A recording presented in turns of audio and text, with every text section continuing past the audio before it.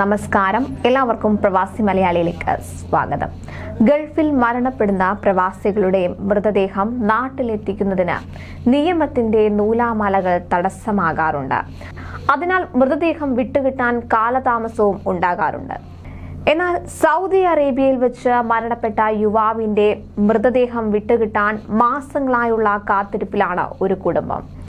കഴിഞ്ഞ 7 മാസമായി സൗദി അറേബ്യയിലെ മോർച്ചറിയിൽ സൂക്ഷിച്ചിരിക്കുകയാണ് യുവാവിന്റെ മൃതദേഹം. തന്റെ മകന്റെ അന്ത്യകർമ്മങ്ങൾ നിർവഹിക്കാൻ 85-കാരിയായ അമ്മയും അദ്ദേഹത്തിന്റെ ഭാര്യയും കാത്തിരിപ്പിലാണ്.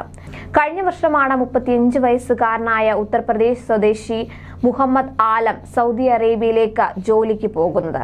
കോവിഡ് കേസുകൾ കുറഞ്ഞതോടെയാണ് ആലം സൗദിയിലേക്ക് ജോലിക്കായി പോയത്.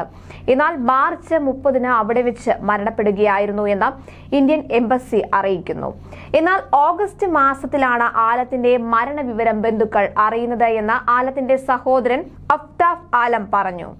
അന്നു മുതൽ ആലമിന്റെ മൃതദേഹം ഉത്തർപ്രദേശിലെ ഷാജഹാൻപൂരിൽ സംസ്കരിക്കുന്നതിനായി തിരികെ കൊണ്ടുവരണമെന്ന് അഭ്യർത്ഥിച്ച് കുടുംബം അധികാരികൾക്ക് കത്തെഴുതിയിരുന്നു.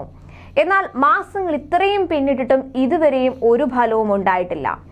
ജോലിക്കായി ജിദ്ദയിലേക്ക് പോയ ആലം മാർച്ച് 30-ന് അവിടെ വെച്ച് മരിച്ചതായി SP ആനന്ദ് പറഞ്ഞു. മരണവിവരം ഇന്ത്യൻ എംബസിയിൽ നിന്ന് അറിയിച്ചതിനെ തുടർന്ന് പോലീസ് ഉടൻ തന്നെ വിവരം യുവാവിന്റെ ബന്ധുക്കളെ അറിയിക്കുകയായിരുന്നു. തുടർന്ന് എംബസി നൽകിയ സമ്മതപത്രം ഒപ്പിടാൻ അവർക്ക് കൈമാറിയിരുന്നുവെന്നും പോലീസ് വ്യക്തമാക്കി. മൃതദേഹം വൈകുന്ന സാഹചര്യത്തിൽ ആലമിന്റെ ഭാര്യ ഫർഹീൻ തന്റെ ഭർത്താവിന്റെ അന്ത്യകർമ്മങ്ങൾ ജിദ്ദയിൽ തന്നെ നടത്താൻ ഒരു പരിചയക്കാരന് അനുവാദം നൽകിയിട്ടുണ്ടെന്നാണ് പോലീസ് പറയുന്നത്. ഷാജഹാൻപൂരിൽ മാതാപിതാക്കളോടൊപ്പം താമസിക്കുന്ന ഫർഹീൻ ജിദ്ദയിലെ ഒരു സുഹൃത്തിന് ആലമിനെ അവിടെ സംസ്കരിക്കുന്നതിന് ഔദ്യോഗിക കത്തിൽ സമ്മതം നൽകിയിട്ടുണ്ടെന്നാണ് വിവരം. മൃതദേഹം വളരെ കാലമായി സൗദിയിൽ സൂക്ഷിച്ചിരിക്കുകയാണെന്ന് അവർ കത്തിൽ പറയുന്നു.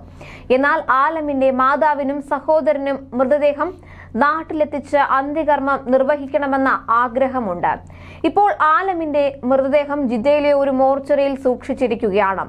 മാർച്ച് 30-ന് അവിടെ വെച്ച് മരണപ്പെട്ടെന്നാണ് ഇന്ത്യൻ എംബസി അറിയിച്ചത് എന്ന് അദ്ദേഹത്തിന്റെ സഹോദരനും പറയുന്നു.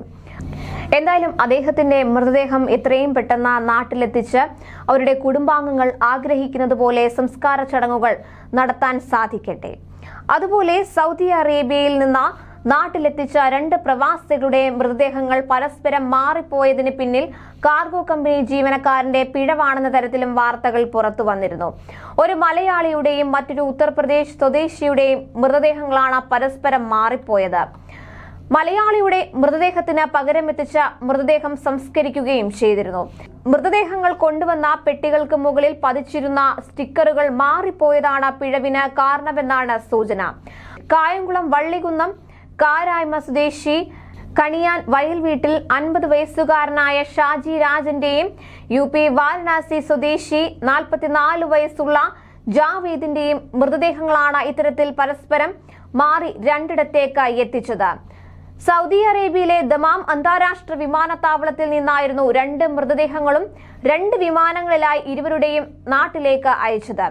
കായംകുളത്തെ വീട്ടിലെത്തിയ മൃതദേഹം ബന്ധുക്കൾ ഗ്യാസ് ചേംബർ ഉപയോഗിച്ച് ദഹിപ്പിച്ചത് പ്രശ്നം കൂടുതൽ സങ്കീർണമാക്കുകയും ചെയ്തിരിക്കുകയാണ്.